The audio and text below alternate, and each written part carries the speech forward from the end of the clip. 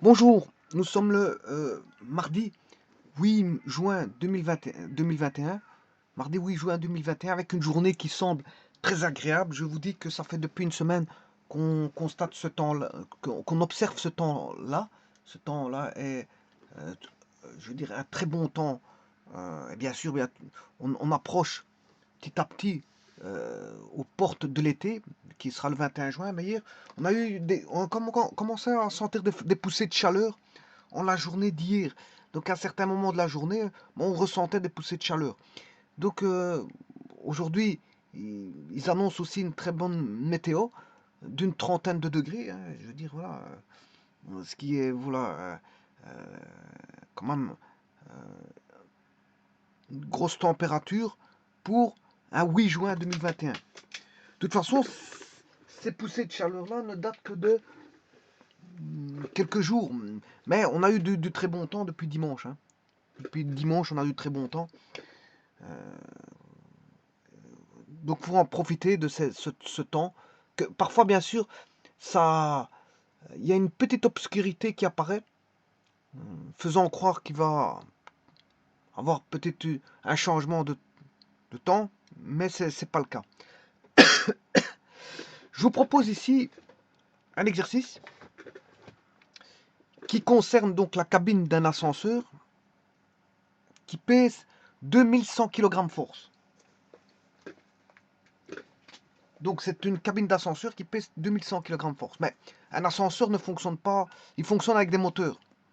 La première chose à savoir, c'est que un ascenseur, ça monte et ça descend au travers de moteurs. Et que qu'est-ce qui va faire la liaison entre le moteur? On ne fait pas une chute libre. L'ascenseur ne tombe pas, il ne s'écrase pas, hein. Il est maintenu, bien sûr, par des câbles. Il y a une sécurité par câble qui le maintient, voilà, et qui fait en sorte que le câble, qui sont des câbles d'acier, mais c'est du ressort du câble. Quand je dis du ressort, c'est le câble qui fera en sorte que la cabine va descendre. Mais la cabine est commandée par un moteur. Mais il faut faire contrepoids. C'est comme dans une grue, il y a toujours un contrepoids. On ne laisse pas un grand poids euh, voilà, tomber comme ça. Il faut un contrepoids qui vient, bien sûr, on va dire, faire jouer le contrepoids, comme on dit, hein, jouer la bascule. Elle va jouer la bascule. Voilà, c'est ça que je cherchais le mot. Il faut faire un système à bascule pour avoir un espèce d'équilibre et qu'on ne laisse pas un très grand poids de 2100 kg à un moteur. On ne laisse pas 2000, le poids. Oui, le moteur va faire les mouvements de câble. Oui, et les câbles sont reliés à l'ascenseur. Donc, qui dit mouvement de câble, transmission du mouvement à un câble, le moteur étant l'élément qui va permettre la transmission du mouvement au câble. Et le câble, bien sûr, lui, va, va, va s'arroger le droit de faire descendre la cabine en toute sécurité. Mais il ne le fera pas s'il n'y a pas un contrepoids, s'il n'y a pas une bascule qui maintienne de le maintenir. Voilà, c'est comme si, voilà, si vous deviez mettre, par exemple, dans un puits, vous avez un seau d'eau et que s'il n'y en a pas un qui vous tient par les pieds qui fasse contrepoids de l'autre côté, ben, vous allez basculer. Vous allez basculer dans le fond du puits. C'est un peu pareil, il faut retenir un petit peu la charge. La charge, il faut la, la retenir d'un côté pour faire bascule, pour faire un espèce de balancier d'équilibre, un balancier d'équilibre qui permette de faire en sorte que la charge qui va descendre va se faire de manière douce et en sécurité. Et elle ne va pas basculer directement vers le bas du fait qu'on a 2100 kg, 2100 kg force d'un côté. Donc pour ça, on contrebalance par un contrepoids. Ici, il est de 600 kg force. Alors, ce qu'on demande ici dans le problème, on demande la vitesse. Donc, ce sont des problèmes d'ascensoristes, de techniciens ascensoristes. Ce sont des problèmes de techniciens ascensoristes, ceux qui doivent dépanner les ascenseurs. Mais dépanner les ascenseurs, c'est beaucoup de choses. C'est tout d'abord un problème mécanique, parce que on a un moteur mis sur des pieux, voilà, des barres de fer. Il y a toutes des barres de fer qui soutiennent le moteur. Et il y a toute une... voilà, donc c'est dans un environnement bétonné. Hein, on maintient tout ça dans un environnement bétonné. On a des pieux, on met le moteur tout au-dessus. Et bien sûr, on a tous les câbles en acier qui font la liaison avec le moteur. Et le moteur téléguidant, enfin, commandant, si je m'excuse, commandant ces câbles, la montée et la descente de ces câbles. Et bien sûr, euh, vous comprendrez qu'il y a un système de poulies dans tout ça qui va faire en sorte de communiquer le mouvement. Voilà. Bon, qu'est-ce qu'on demande? On demande quelle est la vitesse finale qui sera atteinte après une chute de 10 mètres. Une chute. Et la force dans le câble. Donc, on demande la vitesse après une chute d'une hauteur de 10 mètres. Et on demande la force dans le câble. Bon, la force dans le câble, c'est ce qu'on appelle des tensions. Hein. Mettez directement le mot T pour tension. On demande la tension du câble. On ne parle pas de force hein, quand il s'agit d'une ficelle qui tient, d'une corde qui tient, d'un câble qui tient. Vous devez parler directement de tension sur un câble, de tension sur une corde, de tension sur une ficelle, etc. Donc c'est le terme T qui est choisi. Bon, je vous rappelle que c'est tout des vecteurs. Hein. On a un vecteur vitesse, on a un vecteur tension, et que là, bon, c'est une hauteur. Une hauteur dans un repère. Il y a un repère qui est fixé. Hein. Voilà. Bon, avant de commencer quoi que ce soit, allons voir. Tout d'abord, regardez qu'ici, ce sont des anciennes unités. Hein. On a le kilogramme force. Les unités sont données en kilogramme force. On va faire déjà, on va décanter un petit peu le problème, faire une mise en place, et regarder, bon, comment peut-on placer les choses pour résoudre le problème.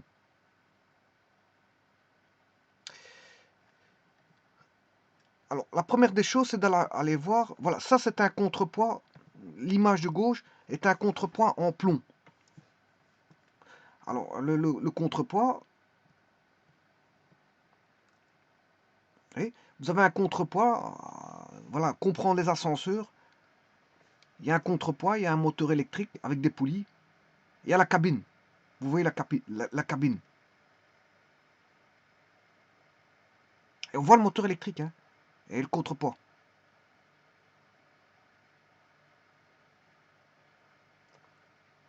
Là, il y a encore des contrepoids en fonte, là. Ils peuvent être en toutes sortes de matières, en plomb, en fonte, etc., etc. On peut avoir des contrepoids en béton. Voilà, contrepoids de l'ascenseur ici, démonté. Vous voyez que c'est des petits blocs de béton. On a des tiges de suspension, vous les voyez. Hein. Alors, si vous voulez savoir l'histoire de l'ascenseur en ligne, voilà, il vous explique ici l'histoire de l'ascenseur.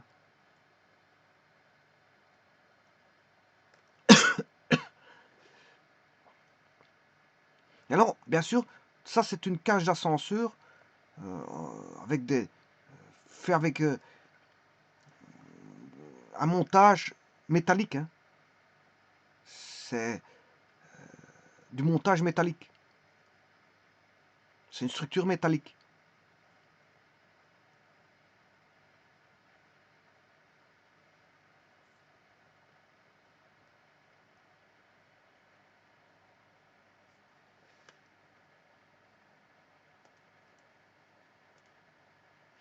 Voilà, donc si vous êtes intéressé par savoir un peu plus sur l'histoire des ascenseurs, ben, rien ne vous empêche d'aller voir les ascenseurs, comment c'est fait. Bon, ce qui ressemble à un ascenseur, c'est aussi la grue. Hein. La grue, c'est un petit peu un système, on va dire, similaire, mais bon, c'est pas tout à fait le même. Voilà, il y a son côté grue, le côté grue, qui fait qu'on a une distinction grue-ascenseur. Mais tous les deux, il y en a un, c'est un monte-charge, mais l'autre, c'est un monte-personne, où on peut même monter des charges et des personnes en même temps.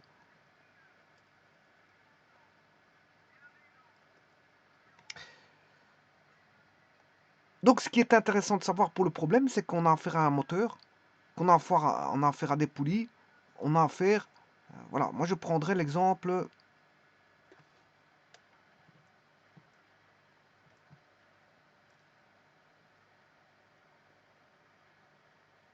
Voilà, cet exemple-là est un excellent exemple pour représenter ma charge. Je mettrai le moteur, les deux poulies, l'ascenseur, le contrepoids. Je pourrais faire ça.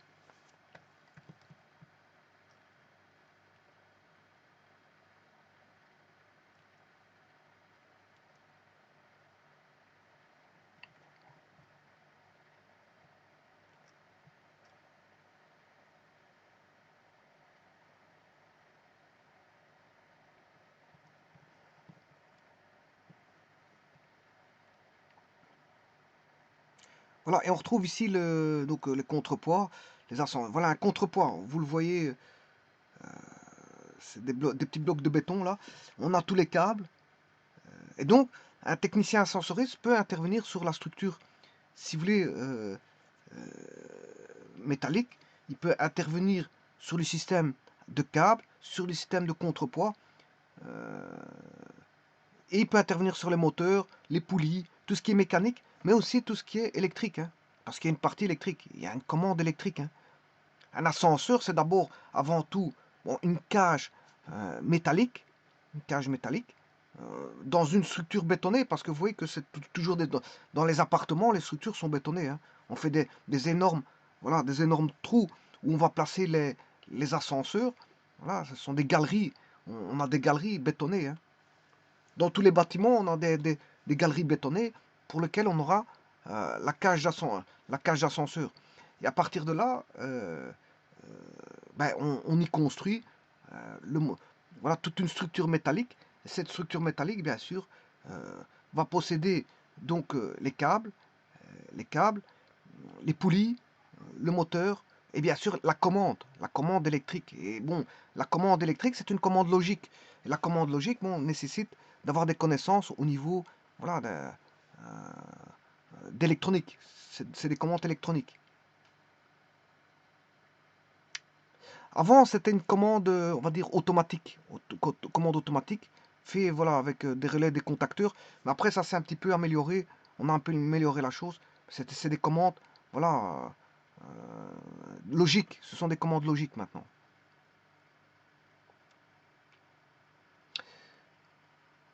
Bon, ceci étant dit, on va essayer de trouver la première des choses à savoir. Qu'est-ce que c'est que le kilogramme force? Bien, le kilogramme force, tout d'abord, il faut savoir que c'est pas une unité du système international. Hein, je vous le dis tout de suite. Comme ça, vous le savez.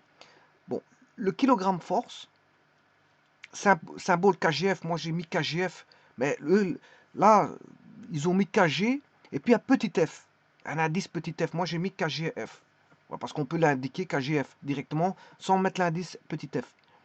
Aussi appelé kilogramme poids, symbole KGP ou KP, dans les pays anglo-saxons, est une ancienne unité de force. Déjà, c'est une ancienne unité de force, comme il est indiqué là.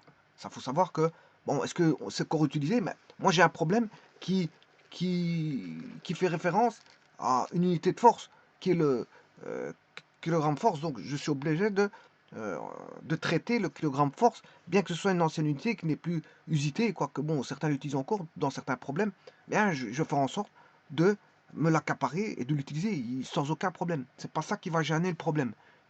Le système ne va pas me gêner, je vais même le simplifier, vous allez le voir, et l'unité ne va pas me gêner du tout. Alors donc, je vous disais que le kilogramme force est une ancienne unité de force n'appartenant pas au système international. Vous le voyez clairement, il est indiqué devant vous. Il n'appartient pas au système SI. Voilà. Donc, il n'appartient pas au système SI qui relie donc les notions de masse et de poids. Alors, 1 kg force représente la force due à la gravité subie par une masse de 1 kg dans un champ gravitationnel de 9,80 665 mètres par seconde carré. Bon, en gros, dites que c'est 10. Voilà, dites que c'est 10, c'est plus facile. Bon, 1 kg force représente la force due à la gravité subie par une masse de 1 kg dans un champ gravitationnel de environ 10 mètres par seconde carré. Pour passer une valeur exprimée en kg force vers des newtons, l'unité de force du système international qui est le newton bien sûr, eh bien il faut multiplier par la valeur considérée par l'accélération de la pesanteur qui vaut à la surface de la Terre 9,80665 mètres par seconde carré, soit 9,80665 newtons. Bon, si vous considérez que c'est 10, ben 1 kg force eh ben, vaudra 10 newtons. 1 kg force ou 10 newtons. Ce qui veut dire qu'un newton vaut un dixième de kg force. Mais ici, ils l'ont calculé avec 1 sur 9,80, ce qui fait 1,101 kg force. En gros, on va dire ça. Enfin, ça c'est un peu plus juste que moi, ce que je raconte, parce que moi, ce que je raconte, un dixième, c'est 0,1. Bon, moi, c'est approximatif. Et 9,80, c'est précis. Mais c'est pas... on aura encore une petite différence de calcul. C'est pas ça qui fait... Ouais, on aura quand même une première approximation. À première approximation, on aura au moins un résultat qui s'approchera du résultat, on va dire, du véritable, de la valeur vraie. On va s'approcher de la valeur vraie. Avec une certaine approximation, on va s'approcher de la valeur vraie, bien que ce ne sera pas forcément la valeur la plus précise, je vous le dis. Bien qu'essentiellement supplanté par le Newton, maintenant on n'utilise que le Newton, le kilogramme force est parfois encore rencontré dans certains domaines, quincaillerie, charge maximale d'utilisation, tension de rayon de roue de vélo. Il a parfois été remplacé plus usuellement par le décanewton. Décanewton, c'est 10 newtons. Voilà, dont la valeur est proche de celle du kilogramme force, parce que voilà, il faut multiplier par 10, comme je vous l'ai dit approximativement. Donc on utilise plus le décanewton que le kilogramme force. Enfin, de toute façon, le kilogramme force, c'est utilisé comme dans certains domaines, comme ils vont l'expliquer, quincaillerie, quoique bon, je vous dis, si vous avez un problème, euh, si vous avez un problème qui nécessite les kilogrammes force, ben, vous devez faire avec. Faire avec. Vous avez des kilogrammes force, il faut faire avec. Bon, vous aurez compris que moi je ne vais pas travailler avec kilogrammes force, hein, d'office. Bon, la première des choses à faire pour la mise en place, ben, c'est d'avoir le problème.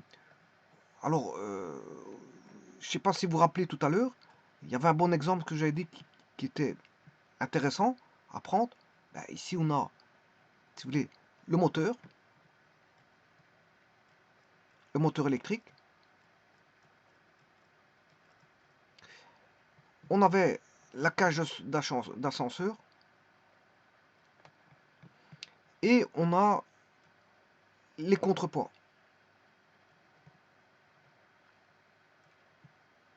Ah, je vais mettre du béton. Je peux mettre du plomb, je peux mettre de la fonte, mettre ce que vous voulez. Voilà, c'est des blocs de béton. Et là, on a notre cage d'ascenseur. Qu'est-ce qui va faire le changement de direction? Ben, ce sont des poulies. Donc je mettrai une poulie ici et une poulie là.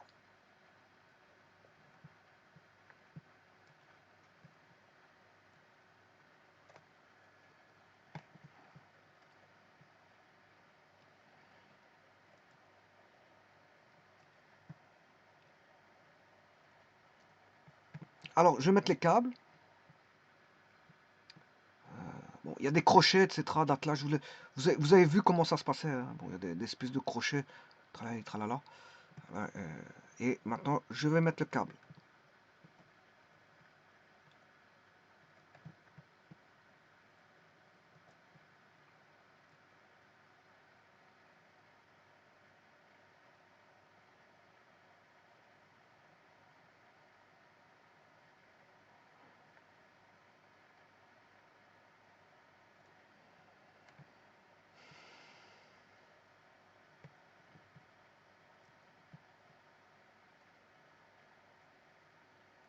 Bon.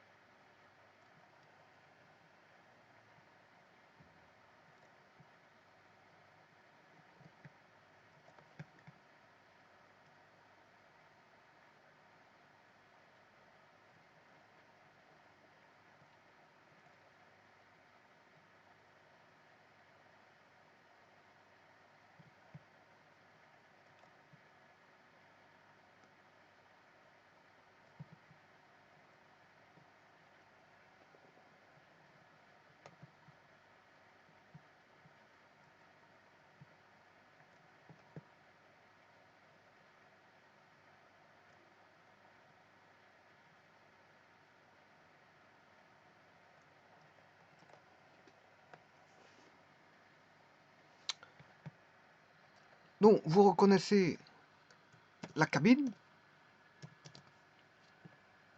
vous reconnaissez le câble,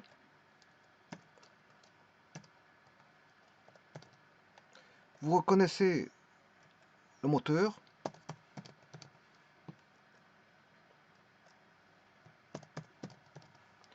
vous reconnaissez le contrepoids,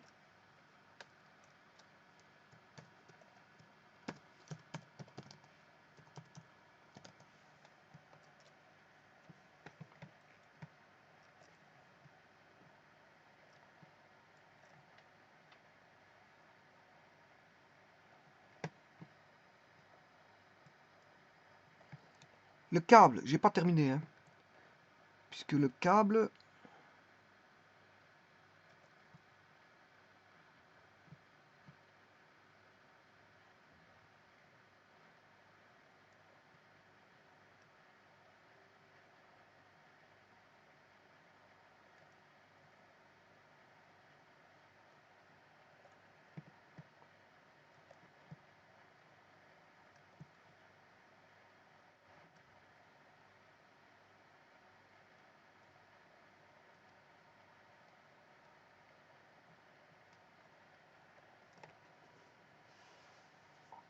et vous reconnaissez les poulies.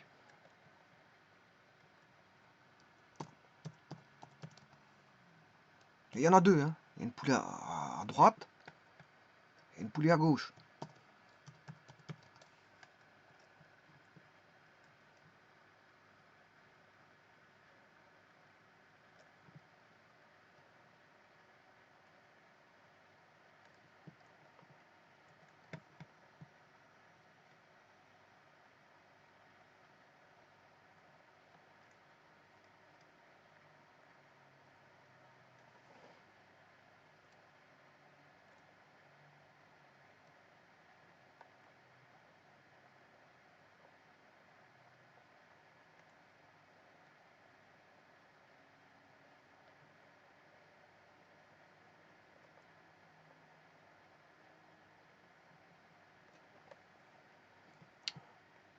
Bien sûr, il y a des crochets à tout ça. Un système de crochets, comme je vous ai montré tout à l'heure. Il y avait des systèmes voilà. Pour s'accrocher, il y a des systèmes.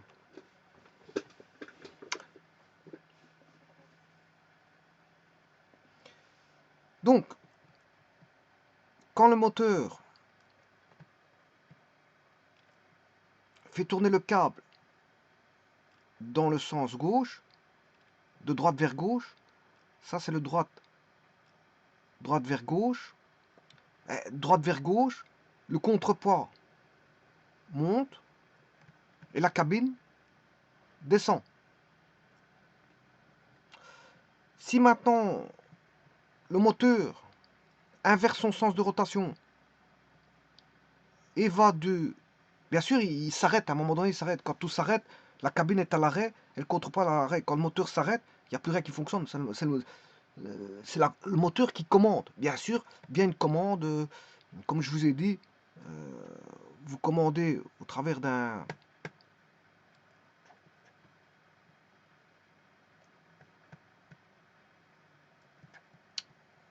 tableau de commande. Il y a un tableau de commande, voilà, étage numéro 1, étage numéro 2, voilà, si vous voulez, l'étage numéro 3, 4, 5, 6, voilà. Puis il y a aussi un parlophone, enfin, il y a, voilà, des petites lampes, hein, pour vous dire, bon, en tout cas, il y a un processeur qui peut commander, on peut commander à travers d'un processeur, la commande, on envoie les commandes. Il y a de la mémoire, il y a un processeur, voilà, tout se fait de manière logique, c'est ça que je veux dire. Et la logique va commander, si vous voulez, le moteur. La logique va commander le moteur. Alors il y a une logique, bien sûr, avec des processeurs, des mémoires, etc., etc. Et on peut commander le moteur. Et quand le moteur, on désire commander le moteur, ben, il va bouger. Alors, voilà, et la logique, c'est bien que si voilà, la cage d'ascenseur est en 8, s'il est en 8, si vous devez le rappeler en 2, il sait bien qu'il doit faire une descente. Voilà. Il sait bien dans quel sens commander le moteur pour le descendre et dans quel sens commander le moteur pour le monter. Par contre, s'il était en 2, si la cage d'ascenseur est en 2, s'il faut le monter en 8, eh bien vous aurez compris que c'est des capteurs qui font ça. Hein. Parce qu'il faut connaître la position, il faut connaître la position voilà, de la cabine. Et à un moment donné, il faut connaître la position de la cabine. Et en la position de la cabine, ben, on sait bien où se trouve la cabine. Donc s'il est au-dessus ou en dessous, bon ça c'est une logique, hein, on peut faire ça par logique. On sait bien s'il est au-dessus ou en dessous d'un certain étage. Par exemple, si je commande à partir du 3, de l'étage 3, si je suis à l'étage 3, si vous commandez à l'étage 3, eh bien, si la cabine est en 8e, détectée 8e par des capteurs qui est envoyé, bien sûr, le traitement au processeur, voilà. Ben, le processeur sait faire une comparaison avec la présence de la cabine en 8 et l'absence de la cabine en 2. Donc il sait bien que 8 est plus grand que 2. Donc ça veut dire que 8 est plus grand que 2, ben oui, l'ascenseur est au-dessus. Donc si l'ascenseur est au-dessus, ben, il doit descendre. C'est-à-dire il doit faire une inversion du sens de rotation pour faire descendre la cabine. Parce que le moteur, lui, bon, ça dépend comment il est placé, mais s'il tourne en sens horlogique comme ceci, tout va basculer de gauche vers la droite. Mais s'il tourne en sens anti-horlogique, ben, tout va basculer. Hein. Donc c'est un mouvement. Le moteur ne va faire que une commande. Une commande. Bien sûr, la commande étant... euh, les ordres viennent voilà, du processeur. Et bien sûr, le processeur a reçu ces ordres d'un tableau de commande. D'un tableau de commande ici. Un utilisateur vient appuyer sur le 2, ben, c'est envoyé au processeur qui lui va traiter bon, pour commander le moteur. Alors il y a plein de sécurité là-dessus, hein, parce que bon, les portes des différents étages ne doivent pas s'ouvrir pendant que la cage d'ascenseur est en mouvement. Voilà, elle doit s'ouvrir uniquement quand il arrive à un étage. Il y a toute une sécurité, bien sûr, au niveau des ascenseurs.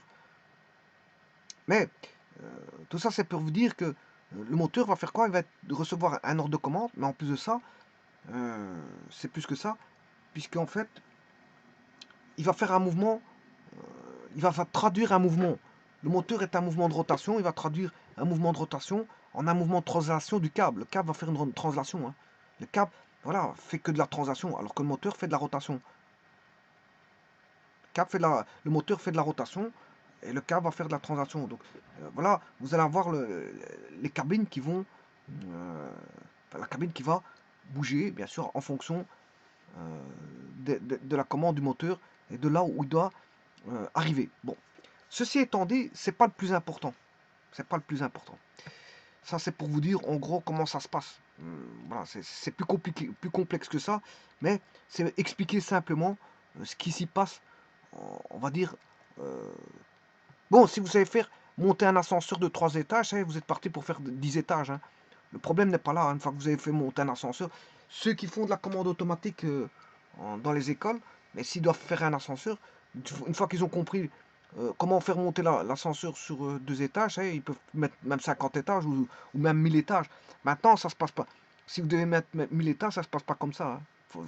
Techniquement, il faut que ce soit possible.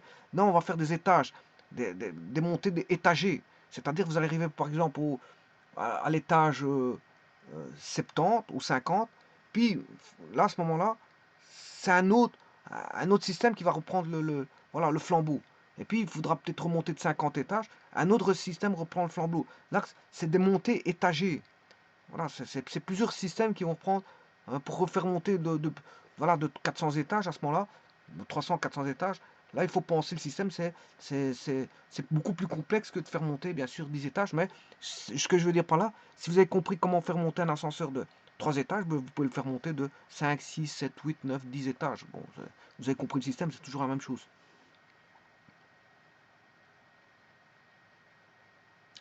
Ce qui importe aussi, comme je l'ai dit, c'est la sécurité. Hein. La sécurité est fortement présente dans la gestion voilà, des montées et descentes des cabines. Hein. Alors, sans compter la sécurité intrinsèque à l'architecture métallique. Hein. Faut pas que le contrepoids, faut pas que le câble casse, par exemple. Voilà. Donc en fait, il faut qu'il y ait des sécurités au niveau des câbles. Hein. On va choisir ces câbles le mieux qu'on peut, voilà, pour que les câbles résistent. Euh, Bien sûr, il y a ce qu'on appelle des entretiens des ascenseurs. Hein. Les ascenseurs sont entretenus. On ne délaisse pas des cabines d'ascenseur comme ça, parce que bon, ça devient une dangerosité. Hein. Là, si on n'intervient jamais sur des ascenseurs, ça devient dangereux. Donc il faut de temps en temps faire des vérifications si tous les capteurs sont encore valables, si les câbles sont toujours bons, si voilà les crochets d'attelage, bon, il n'y a pas de problème au niveau des crochets d'attelage et tralali tralala. Il y a toujours, comme un avion quand il décolle, toujours le fait de se sécuriser parce que l'avion est quand même quelque chose de dangereux si on ne prend pas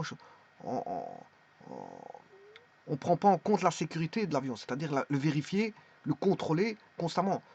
Faire un vol avec 99% de sécurité, ben, c'est d'abord de contrôler l'avion s'il est en bon état. Parce que si on ne contrôle jamais l'avion, à ce moment-là, ça devient une dangerosité. Hein, la, la- la faculté de que l'avion fasse une défaillance en cours de vol est beaucoup plus grand que s'il est jamais, s'il est toujours contrôlé. S'il est toujours contrôlé, on a déjà des assurances, voilà, qui font en sorte que on est dans quelque chose de sûr. Mais les ascenseurs, c'est pareil. Les ascenseurs, c'est pareil.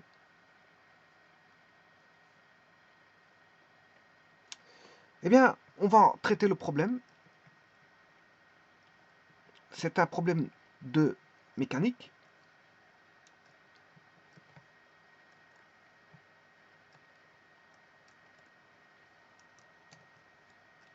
Alors, ce qui m'intéresse, c'est les données du problème, bien sûr.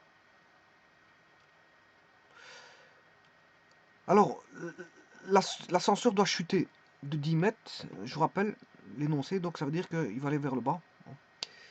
Ça veut dire que tout le système de contrepoids doit assurer un équilibre. Un équilibre dynamique, bien sûr. Hein. Un équilibre dynamique.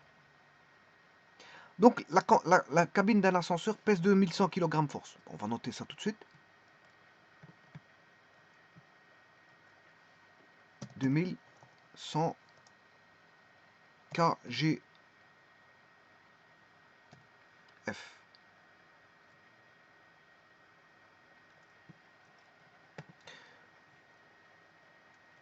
Le contrepoids fait 600 kgf.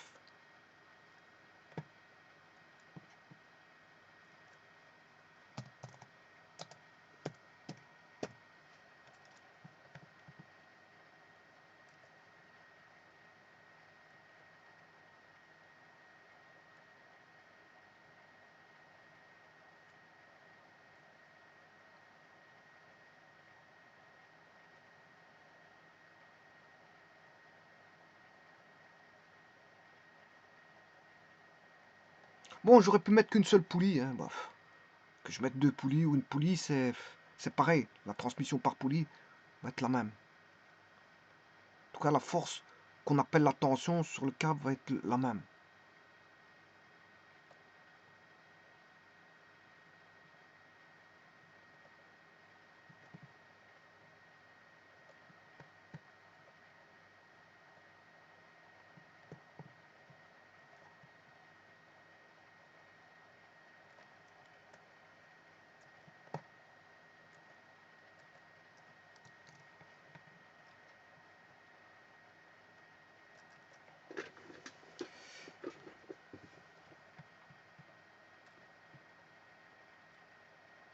Attention que le processeur ne commande pas directement, il n'a pas la capacité de commander directement le moteur. Hein.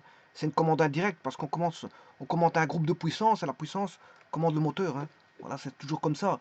On a, voilà, on a des petites tensions sur le processeur, c'est pas ça qui va commander, c'est un petit signal. C'est pas un petit signal qui va commander le moteur. Le petit signal, bien sûr, il doit passer par une interface de plus grosse puissance qui, lui, le petit signal va commander la grosse puissance qui, lui, va commander le moteur. Vous comprendrez qu'il y a un interfaçage de puissance. Hein. Le signal, c'est bien, un petit signal, c'est bien, mais c'est pas ça qui donne la puissance. Signal, ça ne donne qu'un signal voilà, de commande. C'est pour ça que quand j'avais mis le processeur directement sur mon test, ça ne se fait pas comme ça, parce qu'il y a une interface de puissance.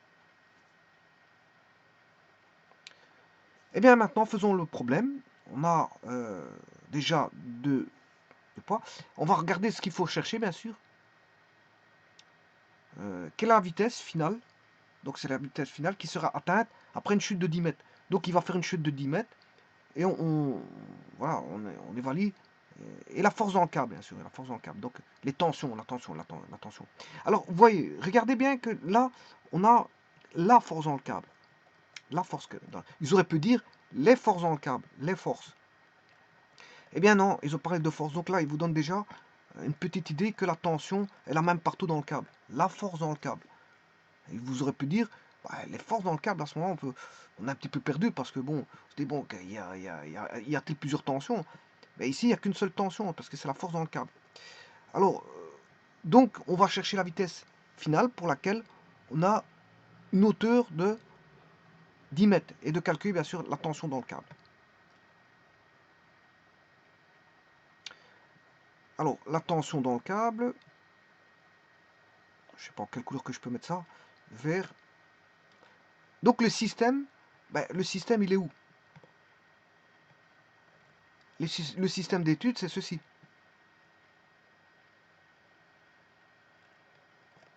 Le système d'études, c'est ça. Bon, alors moi, je vais simplifier ça parce que le moteur, j'en ai pas besoin. C'est bien que c'est... Bah, je vais simplifier tout ça.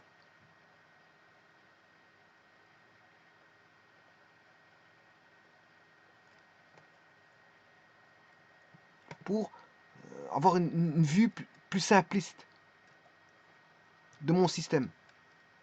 Alors pour ça, je n'ai pas besoin du moteur. On sait bien qu'il y a un moteur derrière tout ça. Donc,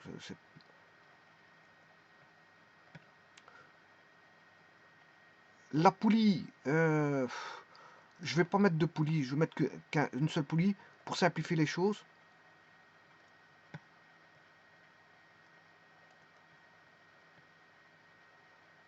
Alors pour ça,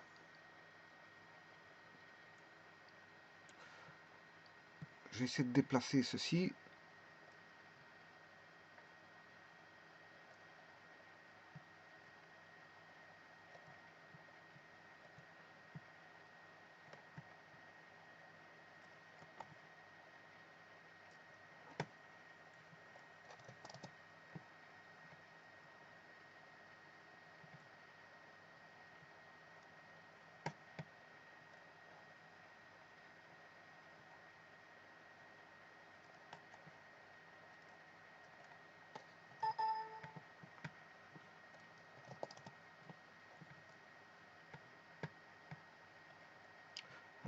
J'espère qu'il va répondre à ce que je demande parce que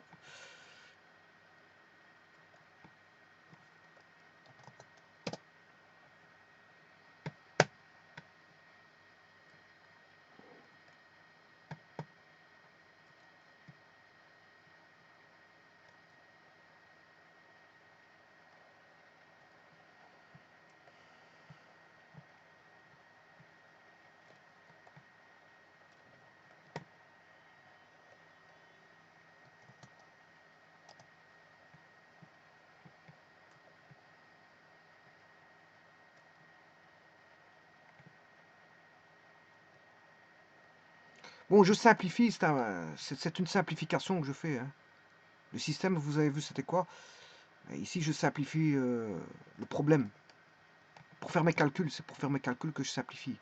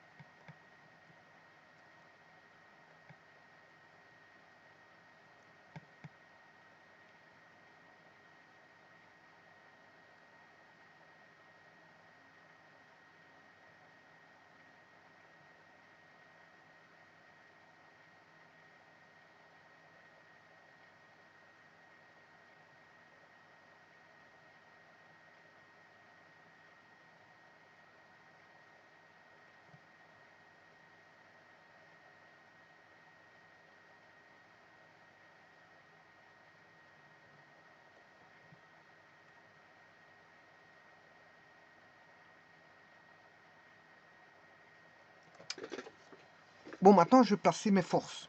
C'est ce qui importe le plus. Ce sont les forces.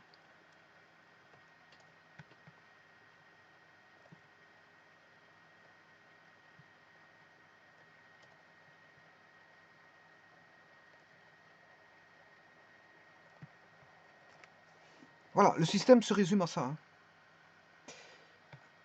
Donc, mon système, je l'ai simplifié. Il est là. Voilà mon système d'études.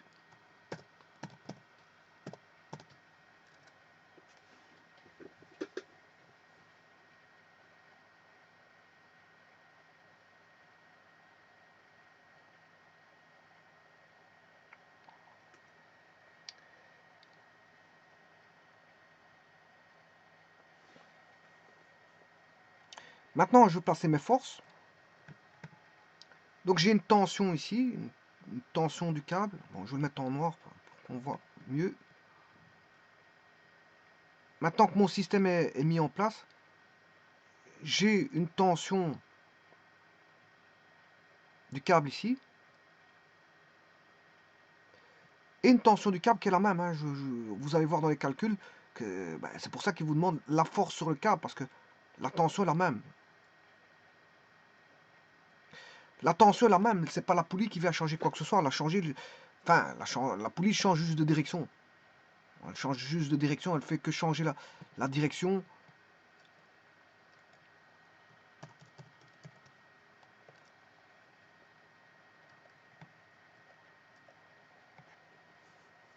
Elle ne fait changer que la direction, voilà, du câble. Mais les tensions, elles sont les mêmes, hein. Vous allez le voir. Bon. Ensuite, maintenant, on a bien sûr les fameux KGF, là. Je devrais mettre à, comment, à, à l'échelle. Voilà, ici, je mets 200. Je devrais mettre à l'échelle, mais je ne le fais pas. Je ne le fais pas parce que, bon, ça importe peu. C'est les calculs qui vont m'intéresser. Je pourrais faire une représentation, je veux dire, des forces au niveau graphique, mais je ne le fais pas. Je ne le fais pas. Bon. Donc là, on a le poids du contrepoids. Et là, on a le poids. Oui, contrepoids, je vais mettre CO, contrepoids. Poids cabine. La cabine, c'est CA. Contrepoids. Voilà. Donc, vous voyez que on n'a rien d'autre comme force, hein. On n'a rien d'autre comme force. En tout cas, moi, j'en vois pas d'autres. Je ne vois que les tensions sur le câble et les poids.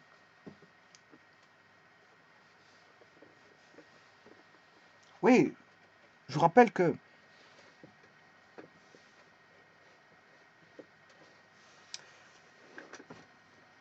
la tension sur le câble, c'est la force supportée par le câble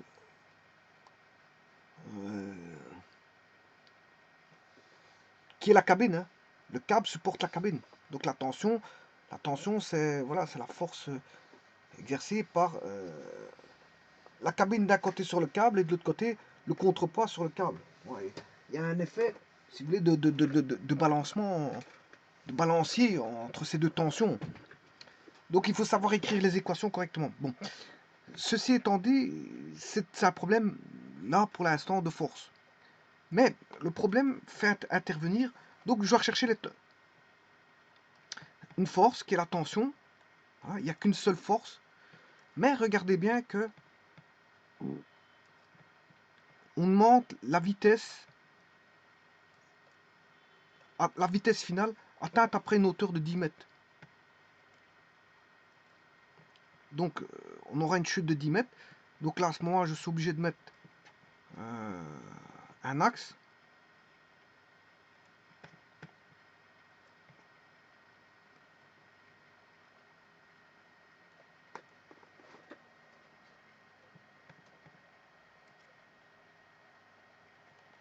Qui est l'axe Z. C'est un axe Z parce que c'est un axe de hauteur. Un axe de hauteur. Hein. Généralement quand c'est en hauteur c'est Z. Quand c'est comme ceci c'est X. S'il y a un deuxième axe, on met XY. Voilà, mais s'il n'y a qu'un seul axe, je peux mettre Z. En hauteur, je peux mettre Z.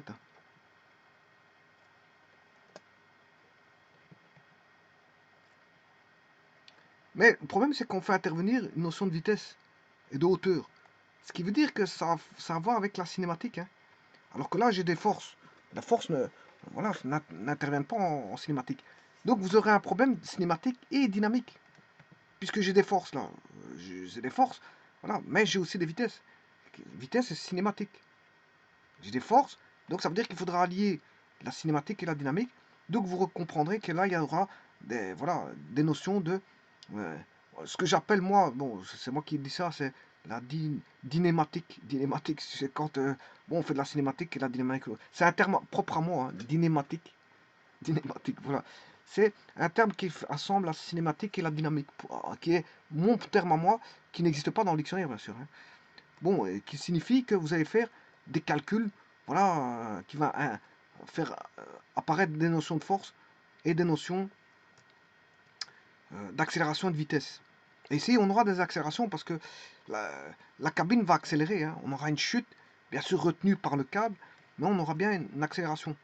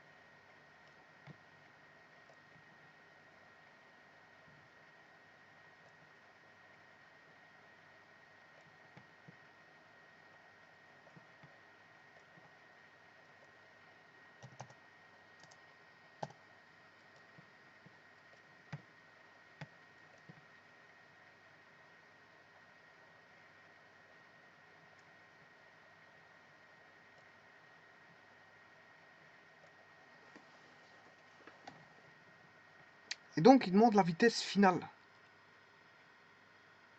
La vitesse finale. Ça, c'est une composante. La vitesse, je vous rappelle que c'est une grandeur de cinématique. Hein.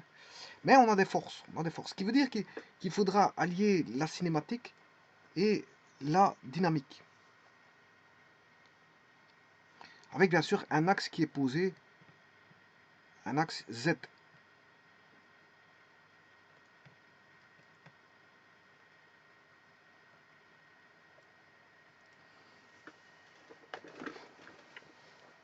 Alors maintenant, on va mettre les choses en place.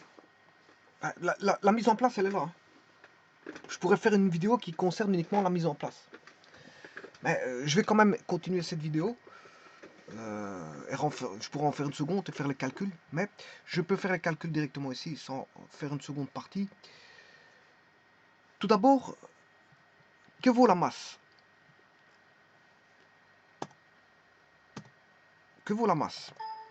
Ben, on connaît, je vous ai parlé tout à l'heure de voilà, qu'est-ce que c'était que le kilogramme force. Si vous avez compris ce que c'est que le kilogramme force, ben, 1 kg force représente la force due à la gravité subie par une masse de 1 kg force dans un champ gravitationnel de 10 mètres par seconde carré. Ben, donc, ça veut dire qu'un kilogramme force, c'est 1 kg. C'est 1 kg. Si je remets en masse, c'est 1 kg. On a 1 kg. Voilà, on a 1 kg. Ça veut dire qu'on a 1 kg ici. Donc,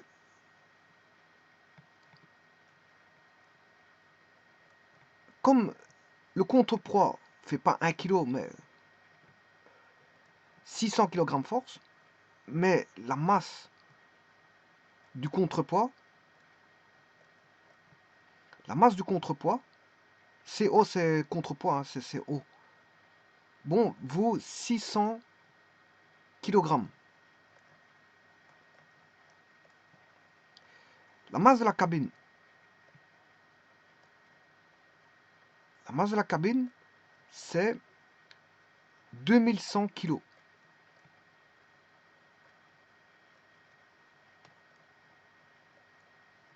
Voilà, on connaît les masses. Le fait qu'il nous donne la force en kilogrammes force, mais on sait ce que vaut la masse. La masse pour l'un vaut 600 kg et la masse pour l'autre, pour la cabine, vaut 2100 kg.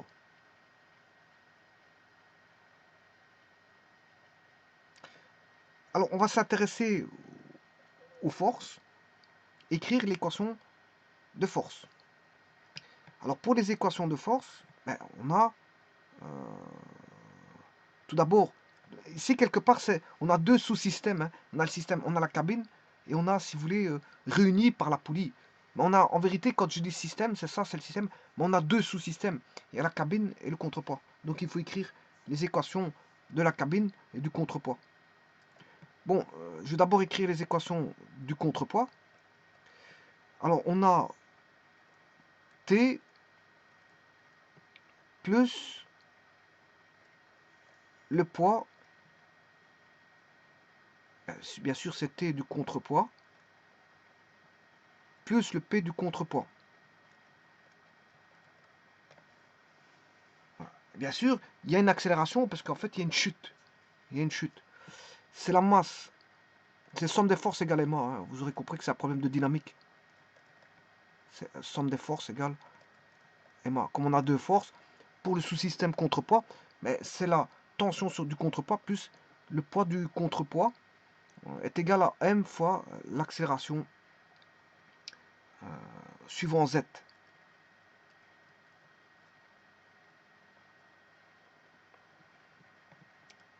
Alors pour la cabine, c'est la même chose.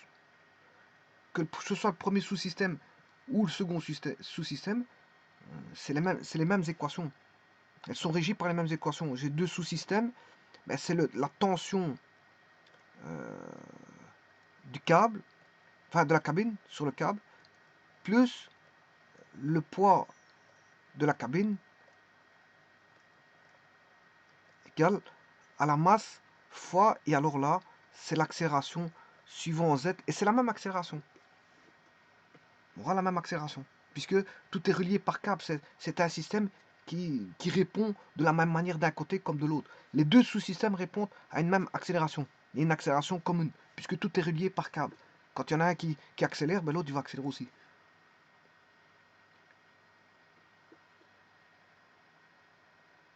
Simplement, dans les accélérations, pendant qu'il y en a un qui monte, l'autre il descend. Et pendant qu'il y en a un qui descend, l'autre il monte. Donc ça fait un système de balancier. Donc ça veut dire que quand il y en a un qui aura une accélération positive, vous aurez compris que l'autre aura une accélération négative. Et inversement. Inversement. Quand il y en a un qui monte, l'autre il descend. Donc les accélérations seront identiques comment on appelle ça? En norme, mais opposées en signe. Et en sens. Donc en signe et donc en sens.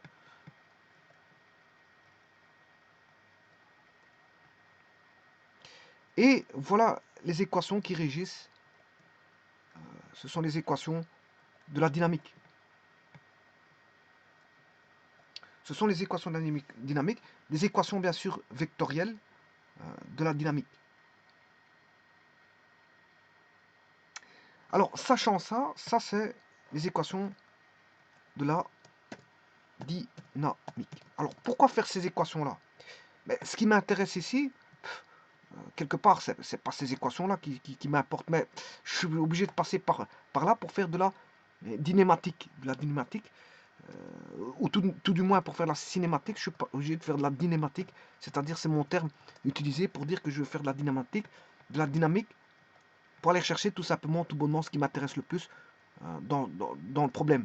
Et dans ce problème, c'est un problème, vous comprendrez, de cinématique, mais faisant intervenir de la dynamique. Donc on demande la vitesse avec une certaine hauteur pour lequel on a une accélération. Donc vous aurez compris que c'est l'accélération qui m'importe. Donc je dois faire de la dynamique pour juste aller chercher l'accélération. C'est juste ça. Une fois que j'ai l'accélération, le problème il devient très simple. Il fois que j'ai l'accélération, le problème il va être là, mais encore faut-il chercher l'accélération et voir son expression. Alors, je vous rappelle les lois. On a affaire à une accélération, donc un MRUA. X égale x0 plus v0 t plus ou moins at carré sur 2. Hein. Voilà. V égale v0 plus ou moins at. Et l'accélération est constante. Bon. Et c'est ça qui m'importe, et c'est ça qu'on va aller chercher de la dynamique. À partir de la dynamique, je vais chercher l'accélération.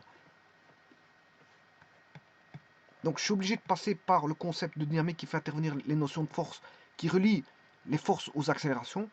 Et à partir de là, connaissant l'accélération et toutes les forces connues, je peux trouver la vitesse.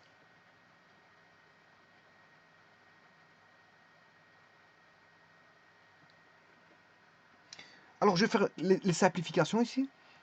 La vitesse initiale, on suppose que quand on a une chute, le départ de la vitesse est nul. V0 égale 0. Donc ça veut dire qu'on n'a pas de V0. Là, et V0t, ça fait 0. Donc, on aura V égale à T tout simplement. Donc, il suffit que je retrouve l'expression de l'accélération. Voilà. Et je vais m'arranger, bien sûr, de prendre un repère pour lequel le x0. Ouais, ici, je vais m'arranger pour avoir x0 égale 0, c'est-à-dire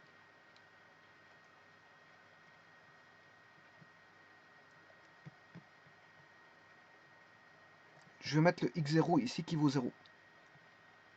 Enfin, le z0. Ici, c'est z0. Hein. Bon, c'est pas x0. Parce que c'est l'axe des z. C'est l'axe des z. Bon, c'est pas grave. X ou z, c'est pas ça qui change. Donc, le z0 vaut 0. Donc, moi, ici, c'est un z. C'est pas un x. Donc, les lois vont se résumer dans ce problème-là.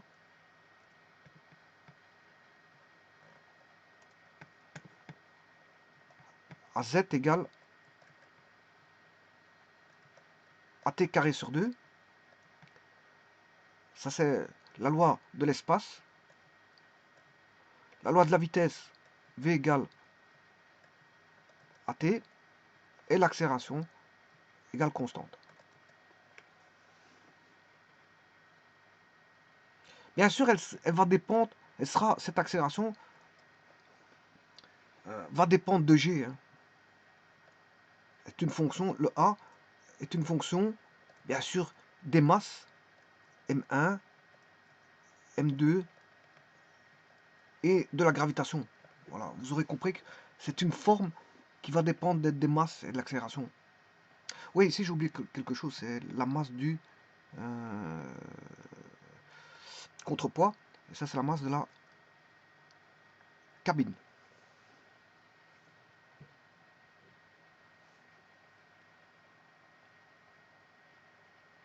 L'accélération, je peux la trouver. Voilà. Donc, l'accélération, je pourrais la trouver à partir de la dynamique. Donc, l'accélération, je l'aurai. Par contre, le temps, je ne l'ai pas. Mais le temps, je peux le trouver par rapport à la hauteur ici. Z fait 10 mètres. J'aurai l'accélération Z. Je pourrais tirer T là. Une fois que j'ai le T ici, je peux trouver la vitesse. Bon, voilà, le problème, il est résolu là. Là, je l'ai résolu. On a un temps de mouvement sans, je veux dire, en montant les relations qu'il faut établir pour retrouver tout ça. Bon, maintenant, retrouvons ces relations. Alors, je vous rappelle que si je fais une projection, maintenant je vais faire les projections. T, on aura T fois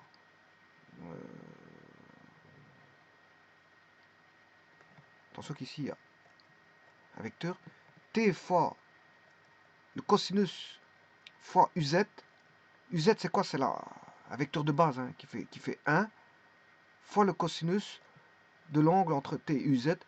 L'angle entre T et UZ ça fait 0. Cosinus 0 ça fait 1. Donc on aura la norme de T. Donc on aura la norme de T. Et pour tous on aura cosinus 0. Pour tous. que ce soit pour le poids, voilà, tout est parallèle à l'axe, si vous voulez. On aura à chaque fois des angles par rapport à... Là, on aura toujours UZ, la norme de UZ vaudra toujours 1. Et chaque vecteur va faire une projection sur l'axe Z. Et le cosinus vaut 0 pour tous, parce qu'ils sont tous parallèles par rapport à l'axe Z. Donc, si je fais les projections, je n'ai plus de vecteur ici, mais des scalaires. Alors, là, attention, le MAZ, si la cabine, elle va monter. Pas la cabine, je m'excuse, le contrepoids. Pour faire une chute de la cabine, le contrepoids va monter. C'est-à-dire que l'accélération en projection sur l'axe Z, mais elle est contraire, donc c'est moins AZ. Alors que là, ce sera, elle aura le même sens, AZ. Donc ce qui veut dire, là je dois faire très attention, on aura moins AZ parce que ça monte.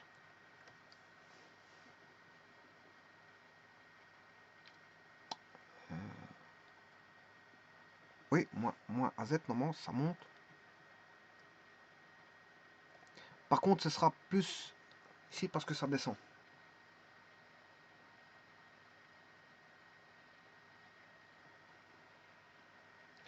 Alors maintenant, j'écris. Maintenant, si vous avez écrit l'axe dans l'autre sens, c'est pas un problème. Hein.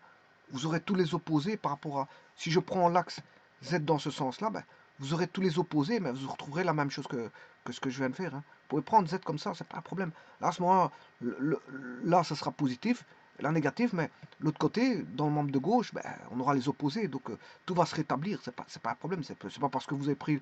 Prenez l'axe comme vous voulez. Hein. Il n'y a pas un sens a priori qui est plus qui est mieux que l'autre. Non, vous prenez dans le sens vers le haut, vers le bas, peu importe. Mais les équations, vous devez trouver la même chose. Si ce n'est que la tension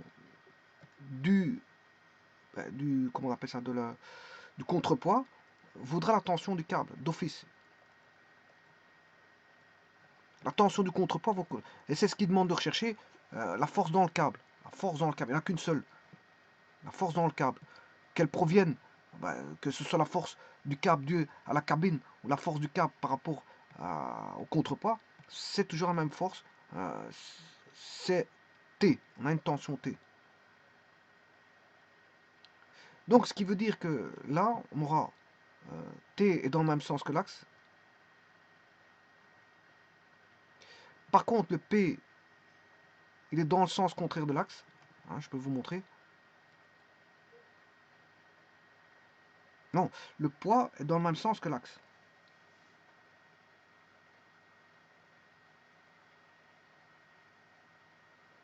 Le P c'est le T qui est dans le T dans le sens contraire.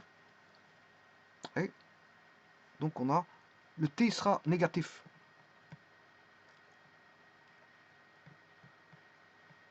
Pour les deux, on aura T moins T.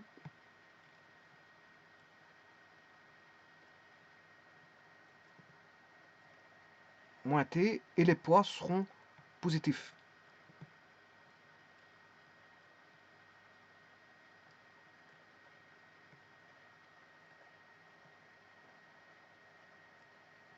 Voilà, ça ce sont les projections.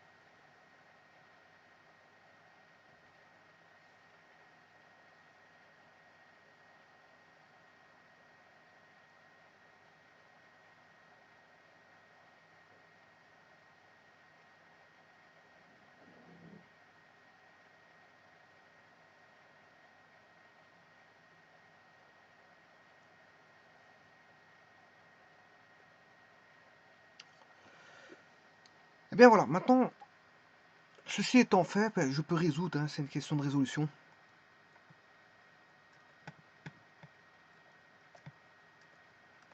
Je vais résoudre. Alors, je vais aller rechercher cette équation.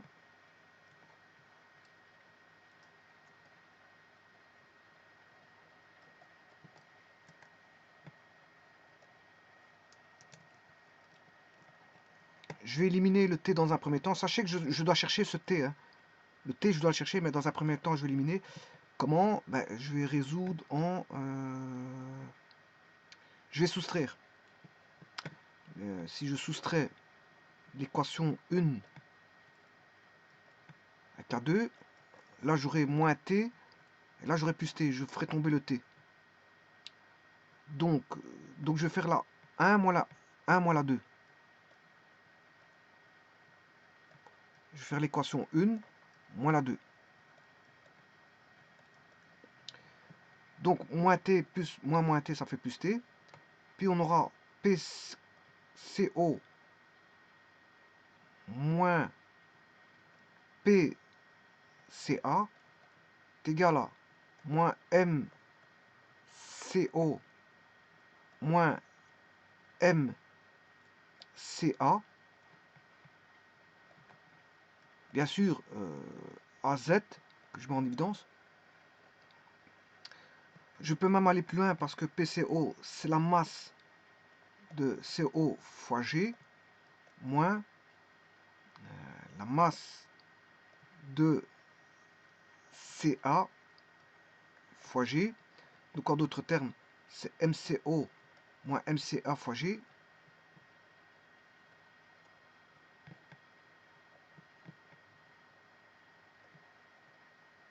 MCO moins MCA fois G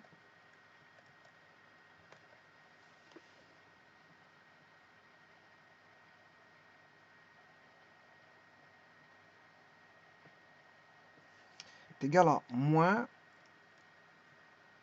MCO plus MCA fois AZ.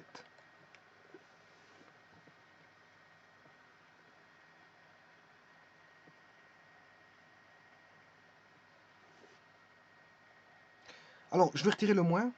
Comment? Mais je prends l'opposé à gauche.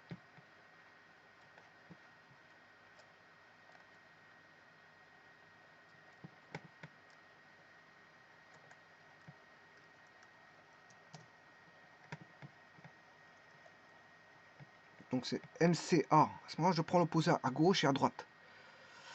Donc je fais MC cabine moins MC contrepoids fois G. Et là, je n'ai plus de moins parce que j'ai pris l'opposé dans chaque membre. Le moins devient plus. Plus MCA fois AZ. Et là, je peux trouver l'accélération AZ. L'accélération AZ, ben, c'est MC cabine moins MC, qu'on appelle ça, contrepoids,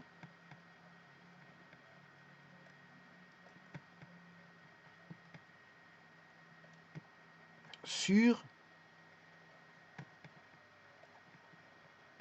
MC cabine plus MC contrepoids.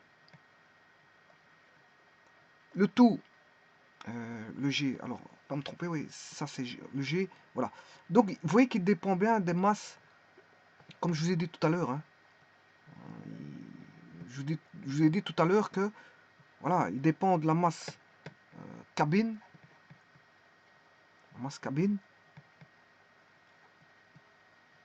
L'accélération, bien sûr, c'est l'accélération suivant Z. Hein. C'est AZ. AZ. Ben, il dépend de la masse contrepoids et la masse cabine.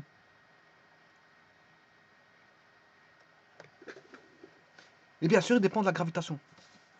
Donc vous voyez que AZ ici est fonction de la masse cabine. Voilà, maintenant j'ai l'expression de l'accélération. Ça, c'est l'expression de l'accélération.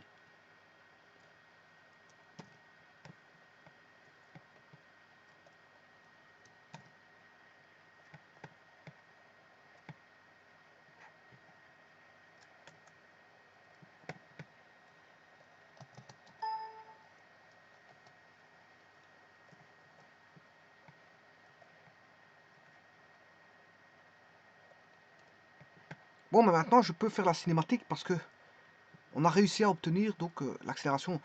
Donc maintenant, on peut se concentrer sur le point de vue cinématique. Donc ça, c'est le point de vue dynamique qui me permet de trouver, grâce aux forces, l'accélération qu'il y a par l'étude des forces.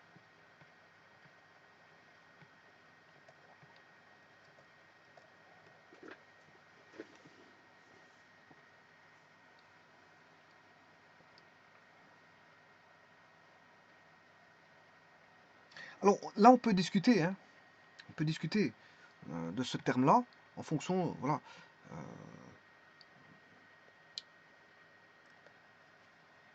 Si, par exemple, je prends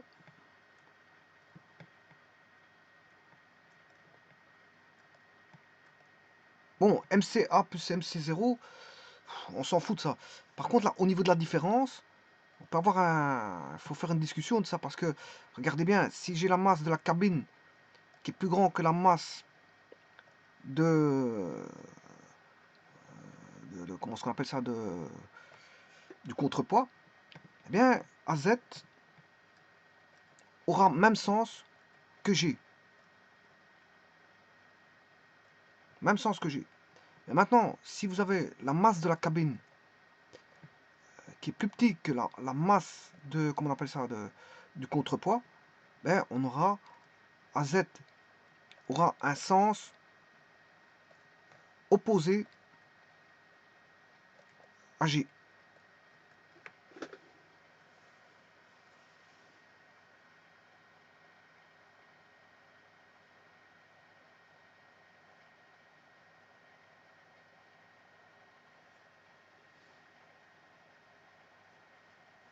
Maintenant, je peux aller rechercher ce qu'il faut au niveau.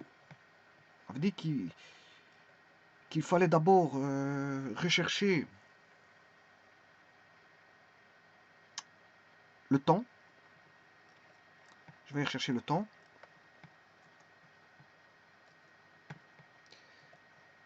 C'est bien que Z égale à t carré sur 2. Mais ici, c'est AZ. Hein. AZ t carré sur 2. Le Z, je le connais parce que c'est 10 mètres. C'est 2Z racine carrée de 2Z.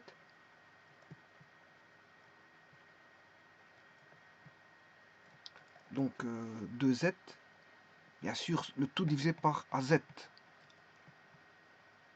Z divisé par AZ. Là, on a le temps. Donc c'est bien 2Z sur A. Voilà. Et maintenant, si je veux, j'ai plus qu'à, pour avoir la vitesse, c'est très simple. V, c'est AT. V est égal à T. V est égal à T.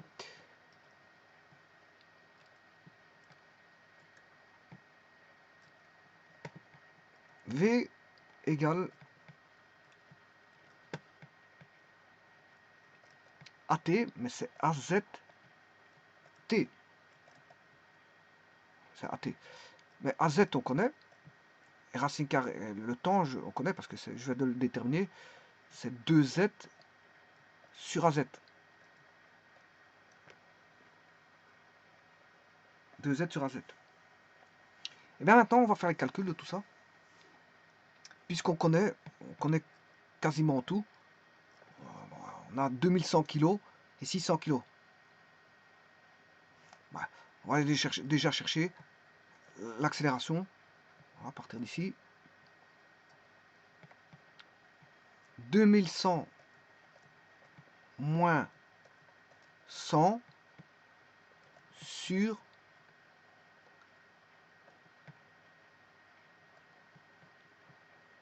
2100 plus 100. Alors moi je peux travailler avec un G de 10. Hein. Voilà, je travaille avec un G de 10. Et avec ça, je trouve... Alors je vais retirer ma machine. 2100 moins 100, ben, ça fait bien 2000. Divisé par 2200 fois 10. Voilà, 9,09.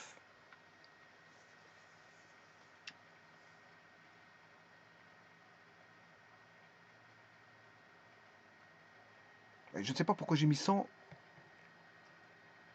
Pourquoi j'ai mis 100? C'est 600.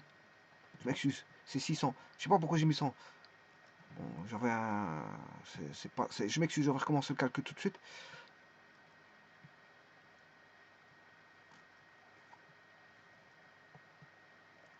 Je ne sais pas pourquoi j'ai mis 100. Hein. Bon, j'avais dans mon esprit de 100.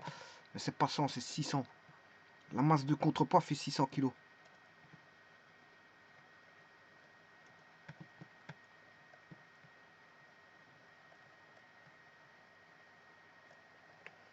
Bon, je vais recommencer mon calcul. 2100 moins 600. Il ne faut pas que je me trompe non plus. 2100 moins 600 divisé par 2700 fois 10. Voilà.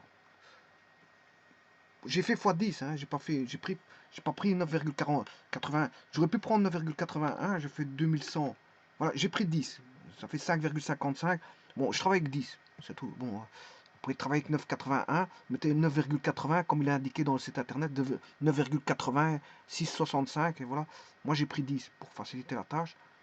Donc l'accélération vaut 5,55 environ parce que j'ai pris 10.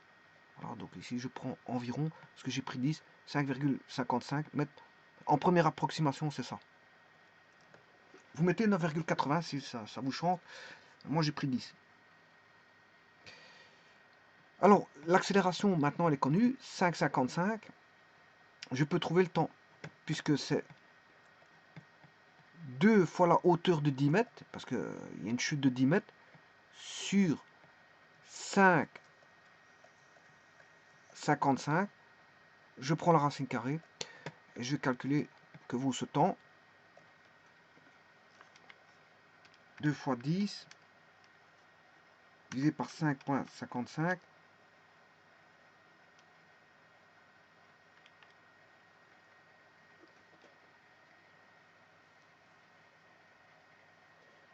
Bon, j'ai 1,89 T, je trouve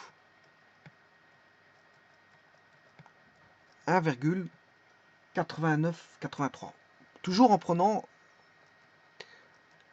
bien sûr, 10 pour G. Donc je vais mettre environ. Et maintenant, je vais chercher la vitesse. 1,8983. Donc la vitesse vaudra environ, parce que j'ai pris G égale 10. L'accélération, c'est 5,55. Et alors là, je vais être calculé 1,89. 83. Et la vitesse va me donner fois 5,55. 10,53. 10,53. 56, je dirais même 57 mètres par seconde. Et je vais mettre en km/h 37,9 km/h.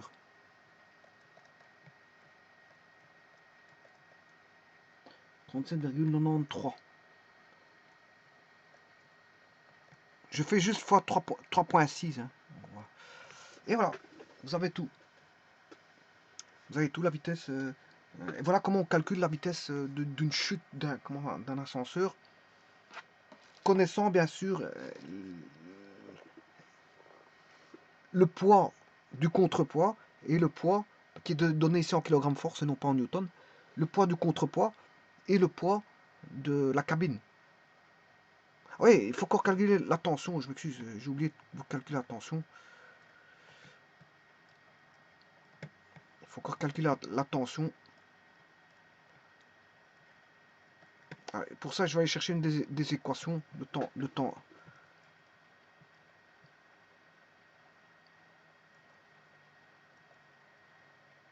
Je peux prendre la première.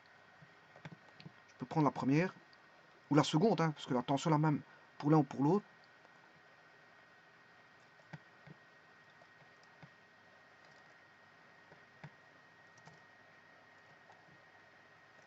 Ben, on connaît tout, hein, parce qu'on aura moins T égale moins M. Je vais calculer à partir de du contrepoids. Les tensions sont les mêmes, que ce soit pour la cabine ou le contrepoids. AZ moins PCO. Donc la tension vaudra, je prends les opposés dans chaque membre, MCO AZ plus le poids c'est MCO fois G. Donc la tension vaudra MCO AZ plus G. Et vous reconnaissez une formule que j'avais déjà établie auparavant. Formule que j'avais déjà établie auparavant. Hein. J'ai fait une vidéo là-dessus.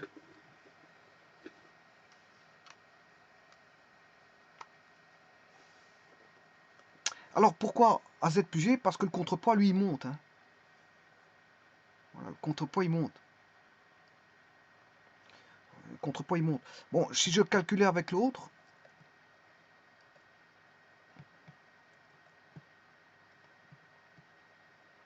la cabine, c'est le même calcul, ça va vous donner les mêmes réponses, hein, je vous le dis tout de suite. En résultat,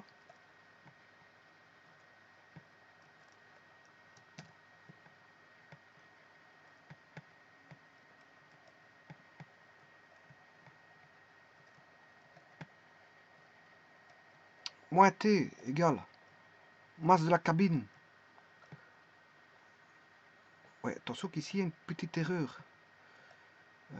Moins, non, ça c'est juste, j'ai rien dit. J'ai rien dit. Moins, ouais, ici j'ai oublié mon AZ, mettons notre AZ, M cabine fois G, voilà. Je mets T égale masse de la cabine, et là c'est AZ moins G. Donc là, qu'est-ce qui se passe? La cabine, qu'est-ce qu'elle fait? AZ moins G, ça descend. On est en descente. C'est les équations de descente du plan incliné de la descente, mais en vertical ici. Ça, c'est le plan incliné pour la montée. Alors, normalement, on doit trouver les mêmes valeurs. Je calcule tout de suite. La masse de la cabine, enfin du contrepoids, c'est 600. AZ, c'est 5,55 plus 10, ce qui fait 15,55 fois 600. 15,55 fois 600.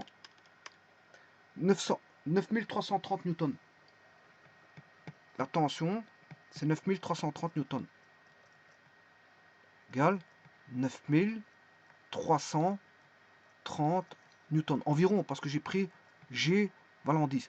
Alors, je rappelle que la montée, pour une pente inclinée, c'est M A plus G sinus θ. G sinus θ avec θ qui vaut 90 degrés. Voilà. Si G sinus θ. Ça, j'ai fait une vidéo là-dessus. Hein. Alors, là, c'est pareil.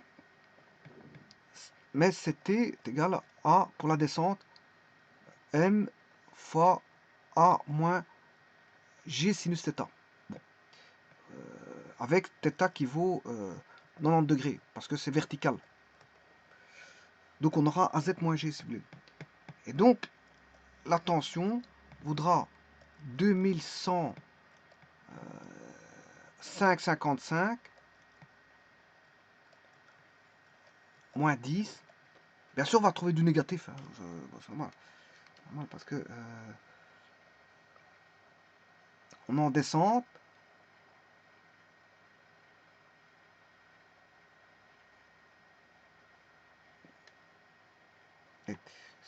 C'est pas un problème ça. 2100 fois 5,55 moins 10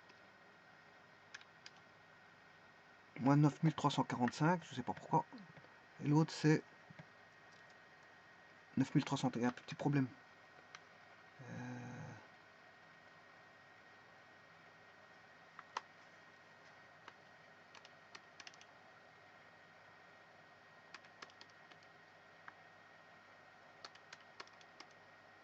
9330.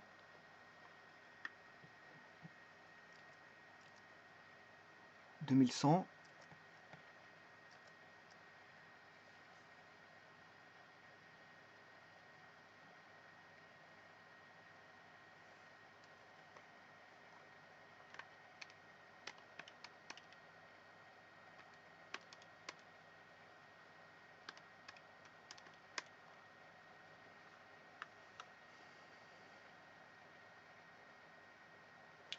Petit problème là.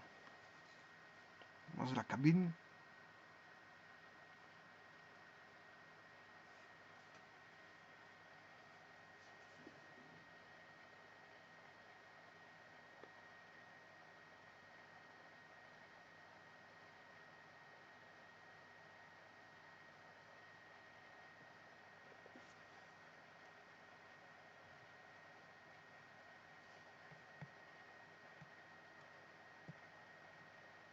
J'ai un moins 9345.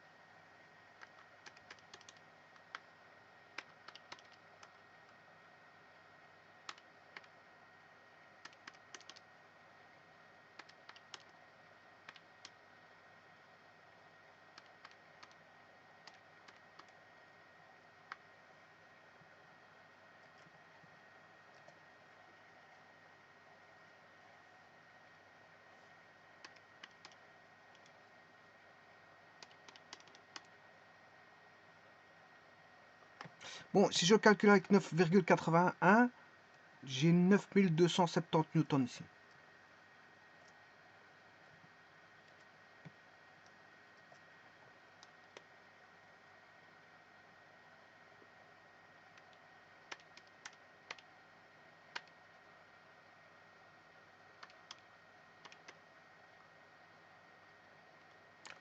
Bon, si je travaille avec 9,81, je dois avoir 5,45 newtons. 5,45 plus 9,81 fois 600. 9156.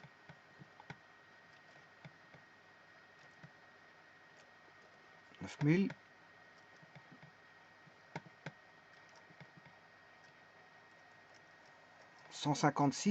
Là, je remets 5,45 parce que j'ai retravaillé avec 9,81. Et là, je remets 9,81. Bon, je vais calculer l'autre. Donc, on aura 5,45 moins 9,81 fois 2100. 9156, c'est ça. Hein. Ouais, c'est parce que je travaille avec une première approximation. Là, j'aurai 9156. C'est juste. Voilà, il n'y a pas de problème avec ça. 9156, 9. Oui, c'est parce que moi, j'ai travaillé avec une approximation. Donc, déjà, le 10, c'est une approximation.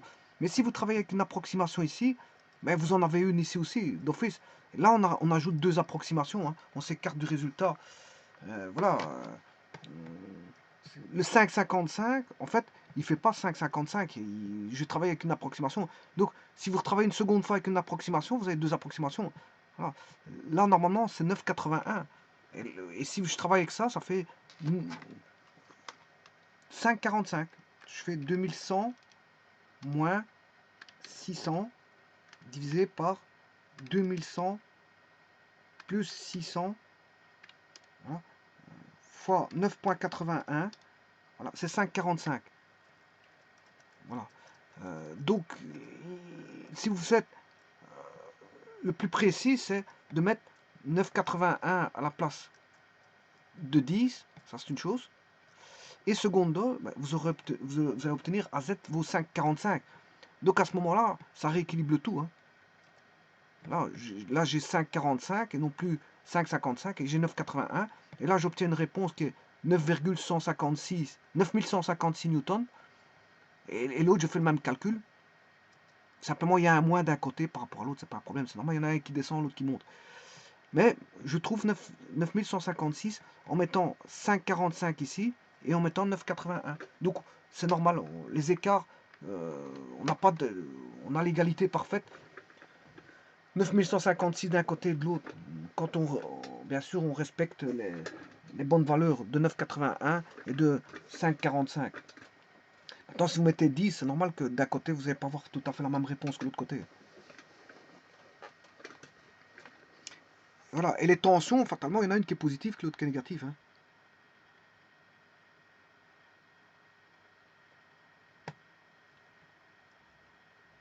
Voilà. J'ai fixé mon axe comme ceci. La tension du câble est négative. Celle-ci, elle est positive. On a une tension positive ici et une tension négative là.